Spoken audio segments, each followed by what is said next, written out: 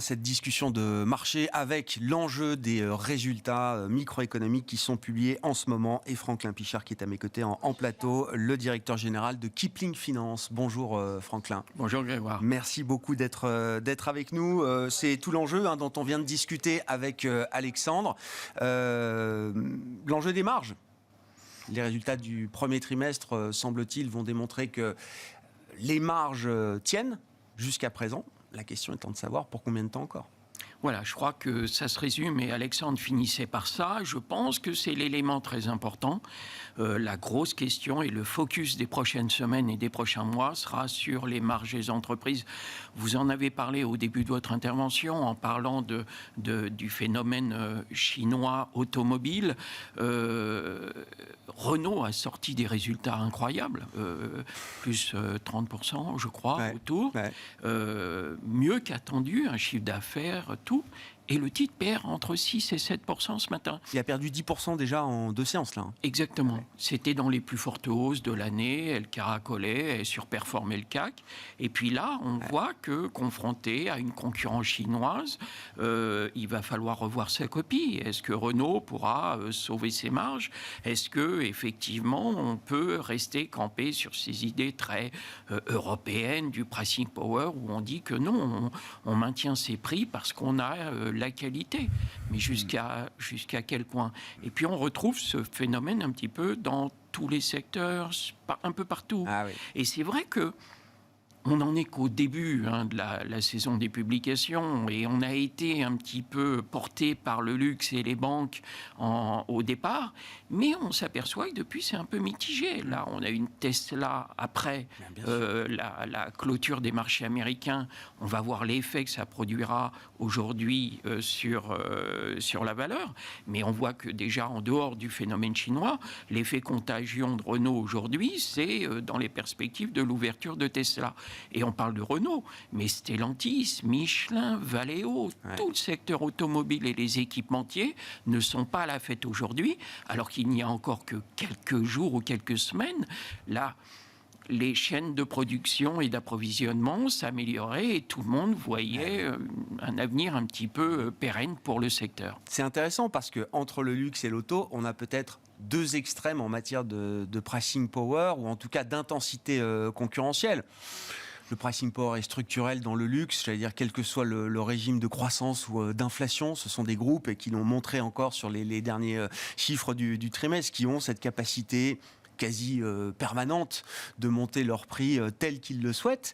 Dans l'automobile, il y a eu la parenthèse Covid, avec l'embouteillage dans les chaînes de production qui a permis effectivement de produire les véhicules à plus forte marge, et donc de se trouver un pricing power presque inédit. Sauf que, vous le dites très bien, dès que la détente des chaînes de production se met en place, l'intensité concurrentielle repart aussi vite, aussi vite. On le voit, et c'est peut-être ce qu'on a sous-estimé au départ en prenant nos positions. Donc là, pour le moment, on en a largement profité.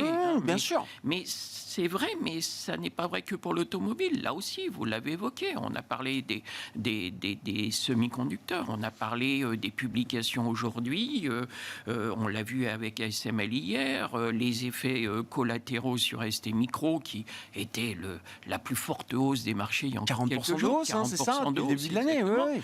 Donc, là aussi, les investisseurs qui ont très bien gagné leur vie depuis le début de l'année n'hésitent pas.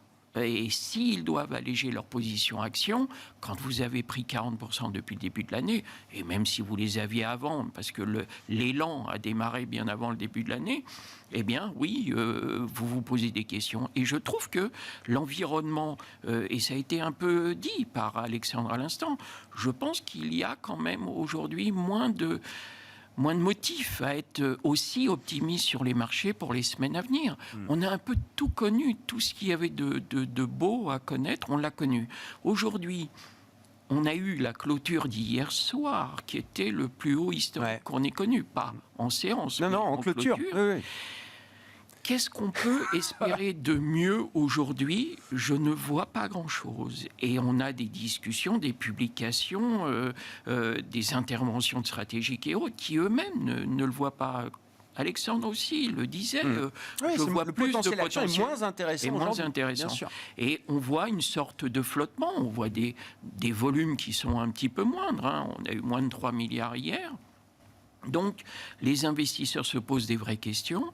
Ils n'ont pas envie de vraiment sortir parce qu'à chaque fois qu'on est sorti, on s'est pris la porte de saloon dans la figure, le marché repartait tout de suite derrière ou ne corrigeait pas plus d'une ou deux séances. Donc, puis on ne peut pas dire que les investisseurs soient surexposés au marché action. Moi le premier, on n'est pas surexposé. On avait déjà fait des ventes de précaution. Après, le papier, on le gardait. Et puis, quel arbitrage sectoriel? On ne peut même pas se dire, c'est la fin des cycliques. On va aller sur des valeurs plus défensives. Les valeurs défensives ont surperformé les valeurs cycliques depuis 6 semaines. Et elles sont au plus haut. Vous prenez les télécoms, vous prenez Orange. Ouais. Orange a un parcours incroyable depuis le début de l'année. Vous avez un rendement incroyable. Vous prenez la santé. Sanofi est toujours au-dessus de 100 €, à 101 €. Donc, ce ne sont pas des niveaux auxquels on aime bien la racheter autour de 80-85 €. À 101, on attend un repli. Donc, si elle avait été à 80-85, on aurait certainement fait des arbitrages sectoriels et autres. Et on serait revenu sur un peu plus. Mais on les avait un petit peu allégés. Et donc, on ne les réinvestira pas au-delà de 100 €, tout comme les télécoms, on ne reviendra pas dessus. Elles sont au plus haut aussi. Ouais.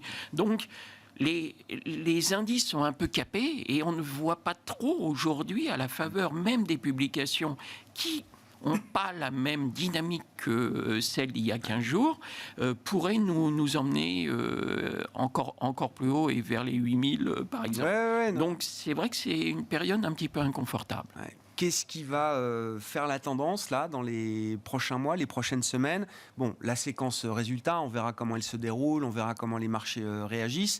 On va assez vite derrière revenir aux banques centrales, bien sûr, avec les réunions de début mai pour la Fed et la BCE. Donc d'ici demain, vous l'avez dit, il y a les 3 sorcières. Il y a l'échéance. Donc échéance des 3 sorcières. Donc ça pèse aussi sur la tendance pour aujourd'hui et pour demain.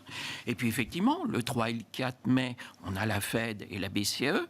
Et puis on l'évoquait tout à l'heure au plateau, le plafond de la dette aux États-Unis, qui sera un sujet qui risque d'être très nerveux. Et nerveux au niveau politique aux États-Unis. Et l'effet pour nous, c'est qu'il va y avoir une incertitude sur les marchés et que ça, les marchés n'aimeront pas. Donc cherchons le déclencheur. Hein. Qu'est-ce qui peut déclencher effectivement une consolidation ou un retracement dans ces marchés actions ? Est-ce que ça peut être les résultats? Est-ce que ça peut être les banques centrales? Sachant que ça, ce sont des sujets qui sont quand même regardés de près par tout le monde, discutés en permanence. Une inconnue possible, oui, c'est la situation de tension politique aux États-Unis autour de la dette. Ce n'est pas qu'une hausse des marchés depuis 4 mois. C'est une hausse des marchés depuis le 29 septembre. Oui. Donc, on a une séquence qu'on n'a jamais connue.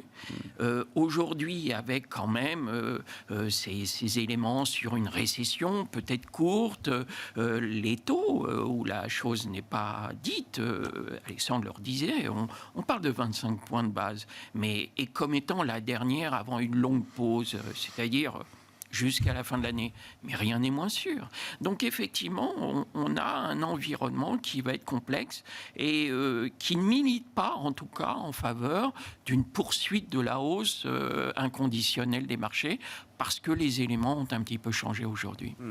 Donc la stratégie est plutôt d'alléger encore un peu les positions? Est-ce qu'on trouve quand même, je ne sais pas, à travers des rotations ou des secteurs en retard, est-ce qu'on trouve encore des idées à ce stade pour éviter d'être peut-être dans une logique trop directionnelle si le potentiel des indices est épuisé? Oui, il y a toujours, parce que la tendance sur, on parlait de politique géopolitique par extension, les valeurs d'armement restent quand même une tendance longue.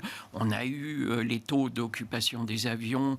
On sait que le trafic aérien est en forme. Alors c'est peut-être à travers des compagnies, peut-être à travers des titres comme ADP.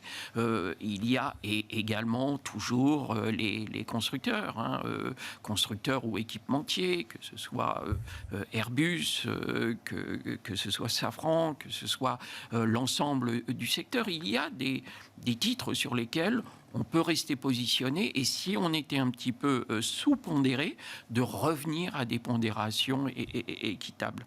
Voilà un petit peu l'environnement. Mais comme on le disait, la santé est à son prix, beaucoup de secteurs sont à leur prix. Et également, et j'ai vu aussi Eric Ritter chez nous, qui est un gérant obligataire, qui en parlait et qui disait, moi, là, j'ai pris aussi un virage sur mon secteur obligataire. Aujourd'hui, j'arrive à avoir de la décote, j'arrive à avoir du papier, et j'ai des papiers à échéance 2024 proche, donc 2024-2025. Je n'attends que le remboursement opère d'ici 6 mois, 1 an et demi. Et rien que là, vous avez de la performance embarquée et qui est totalement sécure et assurée. Oui, c'est sûr que cette alternative-là, nouvelle, elle est quand même incroyable pour les investisseurs. Elle est incroyable quand à un moment on est un petit peu plus flottant sur l'évolution à court terme du marché des actions. Merci beaucoup Franklin. Merci d'être avec nous tous les 15 jours, le jeudi à 12h30 dans Smart Bourse pour un point sur les marchés boursiers notamment. Franklin Pichard, directeur général de Kipling Finance qui était avec nous en plateau avec une séance de consolidation aujourd'hui pour les indices européens en cette veille d'échéance mensuelle. À mi-séance, le CAC est en léger repli de 0,4%, toujours au-delà du niveau des 7500 points. Voilà pour cette édition de la mi-journée. On se retrouve à 17h tout à l'heure en direct sur Bismart.